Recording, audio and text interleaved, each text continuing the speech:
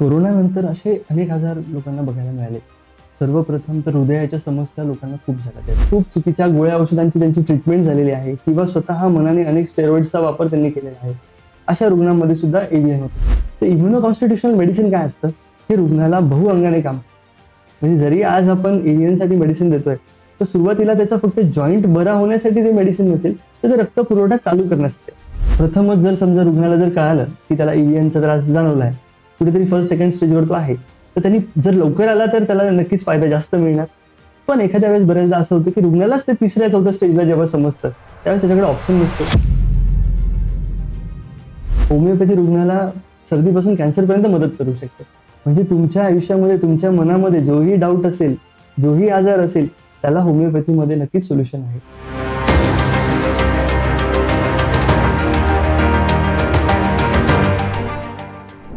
नमस्कार. The white coat dialogue या podcast सिरीजमध्ये आपल्या सगळ्यांचं स्वागत.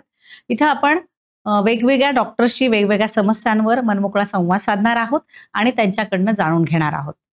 आज आपण एव्हीएन आणि हाडांचे वेगवेगळे आजार जे कोविड नंतर उद्भवलेले आहेत आणि क्रोनिक झालेले आहेत, अशा आजारांवर होमिओपॅथीमध्ये नेमके काय काय उपचार आहेत याविषयी जाणून घेणार आहोत. आपल्याला मार्गदर्शन करण्यासाठी आपल्यासोबत आहेत डॉक्टर योगेश जाधव सर.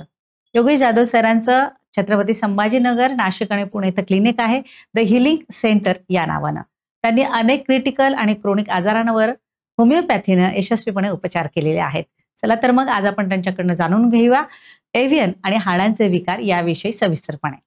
नमस्कार सर. नमस्कार. द व्हाईट कोट डायलॉग या पॉडकास्ट सिरीजमध्ये आपलं स्वागत. सर, कोविड नंतर विशेषतः अनेक आजार लोकांमध्ये आढळून आलेले आहेत, तर ते कोणते कोणते आजार प्रकर्षाने दिसून येतात? कोरोनानंतर असे अनेक आजार लोकांना बघायला मिळाले.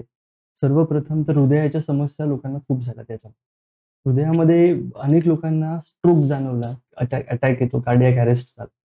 बरेच लोकांना पॅरालिसिस पण म्हणजे झालेलं बघायला मिळालं. आणि काही हाडांचे विकार जे खूपच म्हणजे अति म्हणजे त्याचा उद्रेकच झाला असं म्हणता येईल. त्याच्यामध्ये सर्वप्रथम तर एव्हीएन. आज तर आपलं टॉपिकच एव्हीएन आहे. एव्हीएनच नाही तर असे अनेक हाडांचे आजार सुद्धा याच्यामध्ये बघायला मिळाले. जसं की सर्वायकल स्पॉन्डिलायसिसचं प्रमाण याच्यामध्ये वाढलं, लंबर स्पॉन्डिलायसिसचं प्रमाण वाढलं, सायटिकाचं वाढलं आणि सोबत एव्हीएनचं सुद्धा वाढलं. आणि काही काही आजार आहेत जे ऑटो इम्युन डिसीजेस, ज्याच्यामध्ये होमिओपॅथीने आम्ही खूप काम केलंय. तर अशा आजारांचा सुद्धा कोविड नंतर उद्रेक झालेला बघायला मिळाला. सर, आता आपण एव्हीएन विषयी पण बोलतो आहोत. तर अव्हस्क्युलर नेक्रोसिस असं म्हटलं जातं. असेल कदाचित जुना, पण बऱ्याच लोकांना हा नवीन शब्द वाटतोय. तर एव्हीएन म्हणजे नेमकं काय? एव्हीएन म्हणजे काय ना, अव्हॅस्क्युलर नेक्रोसिस म्हणजे काय होतं, स्पेसिफिकली त्याचे काही जॉईंट्स आहेत, मी तुम्हाला सांगतो. प्रमुख जॉईंट जर आहे ना, तर तो आहे हिप जॉईंट, म्हणजे तुमचा खुब्बा. दुसरा जो आहे तो तुमचा शोल्डर जॉईंट आणि थर्ड जो आहे तुमचा अँकल जॉईंट. ह्यामध्ये जास्त करून एव्हीएन बघायला मिळतं.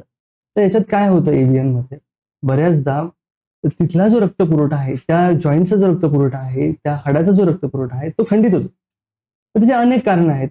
तर त्या खंडित झालेल्या कारणामुळे त्याला आपण अव्हॅस्क्युलर नेक्रोसिस म्हणतो. नेक्रोस म्हणजे तिथे कुठलाही रक्तपुरवठा नाही, ते हाड कम्प्लिटली ठिसूळ झालेलं आहे आणि त्यामुळे त्यामध्ये बऱ्याच वेदना जाणवतात पेशंटला. त्याच्यामध्ये रक्तपुरवठा नसल्यामुळे ते हाड कुजत जातं आणि ते नंतर तुटायला सुद्धा लागतं. याला आपण एव्हीएन असं म्हणू शकतो. सर, एव्हीएन होण्याची प्रमुख कारणं काय आहेत? एव्हीएनचे असे बरेच कारण आहेत. म्हणजे एव्हीएन होण्यासाठी प्रमुख जे कारण पूर्वी बघायला मिळायचं ते ऍक्सिडेंट पेशंटचा झाला आहे. कधी एखाद्या रुग्णाचा ऍक्सिडेंट झाला आणि त्या ऍक्सिडेंटमध्ये त्याला इंजुरी झाली, त्या स्पेसिफिक जॉईंटलाच त्याला मार लागला, तर तिथे रक्तपुरवठा खंडित होतो आणि तिथे त्या रुग्णाला डॉक्टर सांगतात की तुला एव्हीएनचा त्रास झालाय. बरेच रुग्ण असे आहेत की ते तामसिक, म्हणजे जे तामसिक गोष्टी ज्या आहेत, जसं की अल्कोहोल आहे, अल्कोहोलचं खूप प्रमाणात सेवन केलेलं आहे, त्या लोकांना सुद्धा एव्हीएन होत होता. आणि तिसरी जी महत्वाची गोष्ट म्हणजे जे रुग्णांची लाईफस्टाईल डिसऑर्डर, म्हणजे जसं की लाईफस्टाईल चुकीची आहे किंवा त्यांनी खूप चुकीच्या गोळ्या औषधांची त्यांची ट्रीटमेंट झालेली आहे किंवा स्वतः मनाने अनेक स्टेरॉइड्सचा वापर त्यांनी केलेला आहे, अशा रुग्णांमध्ये सुद्धा एव्हीएन होत होता. पण प्रमुख आताचे जे कारण आहे, जे कोविड नंतर जे आपल्याला बघायला मिळालं, बऱ्याचदा असं झालं की यामध्ये बरीच ट्रीटमेंट याच्यामध्ये केल्या गेली, जी की ट्रीटमेंट ही अनिवार्य होती त्या काळासाठी, पेशंट रुग्णाचा जीव वाचवण्यासाठी. तर मॉडर्न सायन्समध्ये जेव्हा ही रुग्ण ऍडमिट झाला त्यावेळेस त्याला एक स्पेसिफिक ट्रीटमेंट दिली गेली. त्याच्यामध्ये अनेक स्टेरॉइड्सचा वापर त्याच्यामध्ये केला गेला आणि तो स्टेरॉइडचा वापर कुठेतरी त्यांच्या जॉईंटसाठी घातक ठरला, त्यांच्या हृदयासाठी घातक ठरला, डायबिटीज त्याच्यामुळे झाला. अशा अनेक जे डिसिजेस आहे त्यामुळेच कोविडमध्ये ते उद्रेक झाला. म्हणजे आधी एव्हियन होतं, पण ह्यानंतर ते जास्त प्रमाणामध्ये त्याचा उद्रेक झाला. तर सर, आता सुरुवातीला एखाद्या व्यक्तीला एव्हियन झालेला आहे, हे आपण कसं ओळखावं? म्हणजे त्याची लक्षणं काय असतात? सुरुवातीचं प्रमुख लक्षण म्हणजे ना, त्याला त्या जॉईंटमध्ये, स्पेसिफिक जॉईंटमध्ये त्याला खूप वेदना होतात, खूप त्रास असतो. म्हणजे इव्हन जर खुब्याचं जर आपण बघितलं, जर हिप जॉईंटचा जो कॉमन जो आपल्याला बघायला मिळतो, त्यामध्ये रुग्णाला नीट बसता येत नाही, उठता येत नाही, वेदना जाणवतात त्यांना. इव्हन कुठलीही जी दैनंदिन त्यांची जी रुटीन आहे ते त्यांना फॉलो करता येत नाही. इव्हन गाडीवर बसताना 2 पायातलं अंतर त्यांचं कमी होतं, त्यांना चालताना त्रास होतो, बसताना उठताना त्याला त्रास होतो. हा जो आहे हा मेन एव्हियनचा ही समस्या आहे. सर, मग आता आपल्याला समस्या कळली आहे, काय आपल्याला त्रास होतो हे समजलंय, तर त्याच्यावर उपचार काय काय आहेत? जसं आता मॉडर्न सायन्समध्ये ह्या आजाराकडे एकाच उपचाराने बघितलं जातं, ती आहे शस्त्रक्रिया. म्हणजे शस्त्रक्रिया केली तर रुग्ण पूर्णपणे बरा होईल, त्याला आर्टिफिशियल जॉईंट आपण टाकूया आणि त्याला बरं करूया असं बोललं जातं. पण माझ्या मते असं आहे की होमिओपॅथीद्वारे जर सपोज त्याचा जर कॉज आपण फाइंड आउट केला, जसे मागे मी बोललो की होमिओपॅथी काय करतं की तुमचा रक्तपुरवठा म्हणजे जो खंडित झालेला आहे त्याच्यामुळे तुम्हाला इव्हेंट झालाय, तर तोच जर आपण पुनरावृत्त केला तर कठीण आहे. ही जी टर्म मी बोलतो आहे ही बऱ्याच जणांना पचत नाही की नेमकं रक्तपुरवठा खंडित झालेला पुन्हा चालू कसा होईल, पण तो नक्कीच चालू होऊ शकतो. होमिओपॅथीमध्ये जे मी औषध देतो आहे त्याला इम्युनो कॉन्स्टिट्युशनल मेडिसिन आपण म्हणतो. तर इम्युनो कॉन्स्टिट्युशनल मेडिसिन काय असतं, हे रुग्णाला बहुअंगाने काम.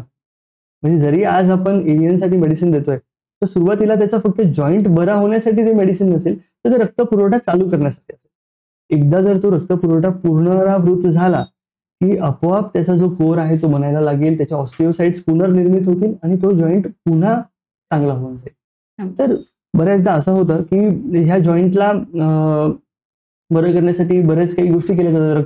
आयुर्वेदामध्ये सुद्धा काही बरेच औषध असे आहेत की जे इव्हियनला नीट करू शकतात.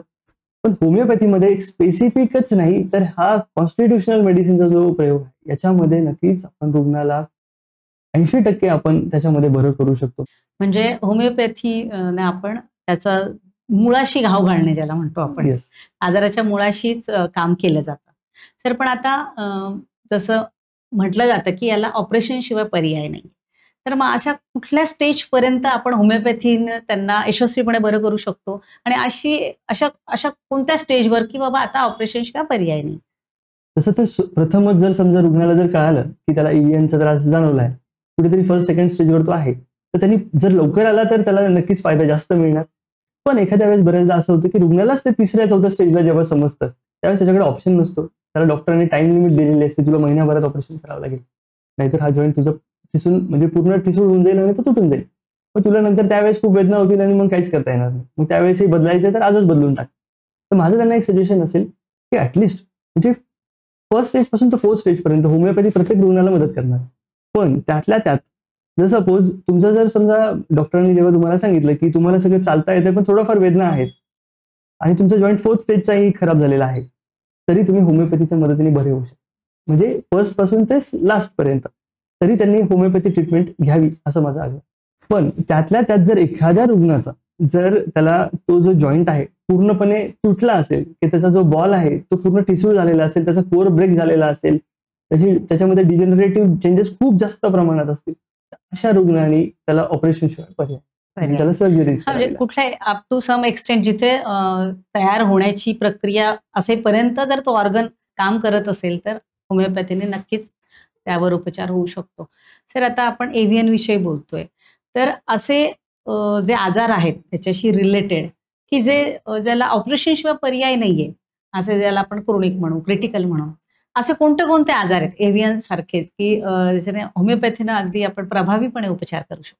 जसं सर्दीपासून ते कॅन्सरपर्यंत, मी माझं नेहमी एकच वाक्य असते की सर्दीपासून कॅन्सरपर्यंत होमिओपॅथी रुग्णाला सर्दीपासून कॅन्सरपर्यंत मदत करू शकते. म्हणजे तुमच्या आयुष्यामध्ये तुमच्या मनामध्ये जोही डाऊट असेल, जोही आजार असेल, त्याला होमिओपॅथीमध्ये नक्कीच सोल्युशन आहे. बरेच असे ऑटोइम्युन डिसीजेस आहेत ज्याच्यावर आज उपचार नाही. बरेच असे डिसीजेस आहेत जे एकदा सर्जरी केल्यानंतर पुन्हा पुन्हा त्याची सर्जरी करावी लागते.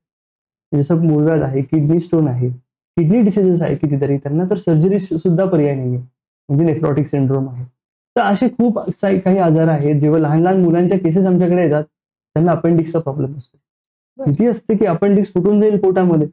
2 दिवसात पेशंट बरा झाला पाहिजे. फीवर असतो, पोट खूप दुखत असतं आणि म्हणजे त्याच्या वेदना तुम्ही समजू शकता. तो रुग्ण सुद्धा होमिओपॅथीने बरा होऊ शकतो. इन्स्टंट ते सुद्धा. फक्त गरज असते एका एक्झॅक्ट औषधाची. गरज असते ते एका एक्झॅक्ट औषधाची.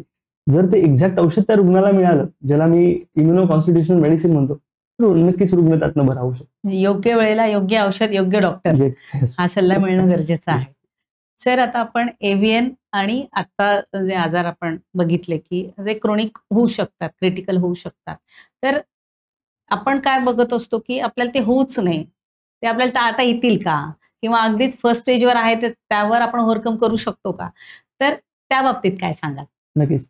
माझं नेहमी रुग्णांना मार्गदर्शन हेच असतं की तुम्ही ह्या आजाराकडे जायला नको म्हणून तुम्ही काहीतरी उपाययोजना आखल्याच पाहिजे.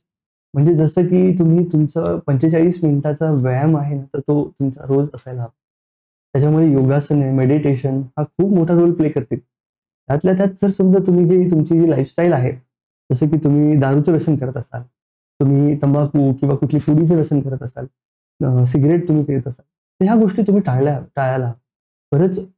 कारण बरेच रुग्णांना मी बघतो की डोकं दुखलं तरी गोळी घ्यायची, सर्दी झाली लगेच गोळी घ्यायची, किंवा कुठेही मेडिकलवर जनरल जाऊन बरेच जणांचं स्टेरॉइड सुद्धा घेण्यापर्यंतचा मी हे हट्ट बघितलेला आहे की कुठे डॉक्टरांना दाखवायचं, आपणच आपलं एखादी गोळी घेऊन टाकू आणि सध्याचं डोकं बरं करू. पण हेच एक कारण ठरतंय की एव्हीएन सारख्या आजारांना तोंड फुटण्याचं. व्यायाम आणि आहार हे दोन्ही जर रुग्णांनी जर पाळलं आणि मानसिक स्थिती, रुग्ण जर आनंदी असेल, तो त्याच्या रोज मेडिटेशन करत असेल, तर नक्कीच तो एव्हीएन काय कुठल्याही आजारातनं तो लवकर बरा होऊ शकतो. हे माझं आधीपासून रुग्णांना सांगणं. मग एव्हीएन असो, हाडांचे विकार असो, की सगळ्याच याच्यावर आपण बरं करू शकतो. येस. सर, आपण एव्हीएन विषयी बघतो आहोत कोविड नंतर. तर कोविड नंतर चिकनगुनियाचं पण एक नवीन व्हॅरियंट असं आलं होतं की खूप लोकांना इतके जॉईंट पेन्स होते की 15-15, 20-20 दिवस, महिनाभर उठणं बसणं होत नव्हतं. तर अशा चिकनगुनिया सारख्या आजारांवर पण होमिओपॅथीमध्ये प्रभावी उपचार आहेत का? चिकनगुनियाच नाही तर असे अनेक आजार, म्हणजे चिकनगुनियामध्ये काय होतं ना, बेसिकली तो एक प्रकारचा अर्थरायटिसमध्ये त्याचं डेव्हलपमेंट असतो. तर अर्थरायटिस जो असतो तर काय म्हणतो, तर प्रत्येक जो सांधा आहे त्याचा कुठेतरी दाह तयार होतो, त्याच्यामध्ये कुठेतरी सूज येते. आणि चिकनगुनियाला आपल्याला जर बरं करायचं असेल तर आपण जसं मी बोललो की इम्युनो कॉन्स्टिट्युशनल मेडिसिन जे आम्ही रुग्णाला देत असतो, तर ती जर रुग्णाला दिली तर नक्कीच चिकनगुनिया त्याचा बरा होऊ शकतो. मग आता असं होतं की चिकनगुनिया हा काही स्पेसिफिक अवधीपर्यंत असतो, म्हणजे जसं की 8 दिवस त्याला त्रास देणार, 4 ते 5 दिवस, 4 ते 8 दिवसांपर्यंत चिकनगुनियाचा फीवर किंवा त्याला ताप असतो, त्याला वेदना असतात, त्याला इव्हन कॉटही सोडला जात नाही, म्हणजे पलंगावून त्याला उतरता सुद्धा येत नाही. आणि नंतर काही काळाने समजतं की आपले जॉईंट्स तेव्हापासून दुखतायत तर ते दुखतच आहेत, त्याला कुठेतरी खंडच नाहीये. त्यांना रोज कधी ना कधीतरी पेन किलर घेणे किंवा असं काही होणे, तर हे सुद्धा याच्यामध्ये खूप वाढलंय हे प्रमाण. तर मला असं म्हणायचं, जर रुग्णांनी ज्यांना कोणाला चिकनगुनियाचा त्रास असेल तर आपण त्यांना एक होमिओपॅथी औषधाने, एक सरळ गोड गोळ्याने सुद्धा आपण त्यांना त्यातनं बरं करू शकतो. हां, म्हणजे तो झाल्यानंतर जेव्हा वाटतं की आता हा बरा झालाय, पण तरी पण ते जॉइंट्समध्ये पेन्स होत राहतात. तर ते पेन्स सुद्धा आपण नंतरच्या ह्या औषधांनी आपण कमी करू शकतो. म्हणजे तिथली सूज असते. त्यात सगळ्यात महत्त्वाचं असं, जर सपोज एखाद्या रुग्णाला चिकनगुनिया जाणवतोय, तर त्यांनी सुरुवातच होमिओपॅथी औषधापासून केली, तर त्यांना हे, म्हणजे आता मी काही पेशंट बघतो की एक पेशंट माझ्याकडे असा होता की त्याला चिकनगुनिया होऊन 10 वर्ष झालेले होते, पण त्याचे जॉईंट अजूनही दुखत. म्हणजे त्याला कुठलेच उपचार त्याच्यावर आतापर्यंत प्रभावी झाले नाही. मग जर त्याच रुग्णाने जर त्याच वेळेस जर होमिओपॅथी औषध घेतलं असतं, तर मला नाही वाटत त्याला इतक्या दिवस त्या आजाराला सामना करावा. चिकनगुनिया सारखे अजून असे कोणते आजार आहेत हे जॉइंट पेनशी? कारण कोविड नंतर आहे ना, खूप आजारांचे व्हेरियंट्स बदललेले दिसतात आपल्याला आणि त्यांचे खूप दिवसपर्यंत त्याचा इफेक्ट किंवा ती लक्षणं दिसतात किंवा त्याचे पेन्स होताना आपल्याला दिसतात. तर असे कोणते आजार आहेत आणि पुढे समजा अशी काही लक्षणं लोकांना जाणवली तर त्यांनी लगेच होमिओपॅथी ट्रीटमेंट सुरू करावी. तर अशी जर माहिती मिळाली तर ती आमच्या प्रेक्षकांना त्याचा नक्कीच फायदा होईल.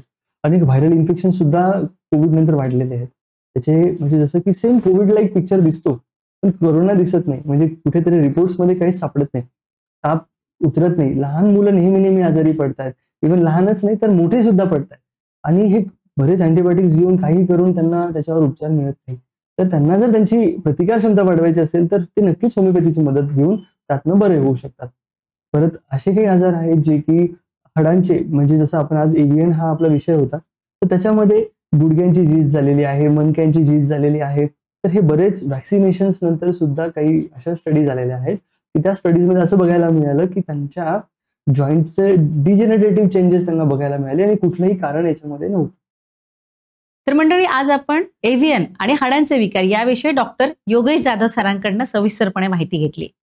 अशाच वेगवेगळ्या समस्यांवर वेगवेगळे विषय घेऊन आम्ही तुमच्यासमोर येणार आहोतच. पण त्या व्यतिरिक्तही जर तुमचे काही समस्या असतील, काही आजार असतील, त्याविषयी तुम्हाला जाणून घ्यायचं असेल तर आमच्या कमेंट बॉक्समध्ये तुम्ही नक्की तो विषय टाका, आम्ही तो घेण्याचा प्रयत्न करू. पण हो, आमच्या चॅनलला लाईक, सबस्क्राईब करायला विसरू नका. धन्यवाद.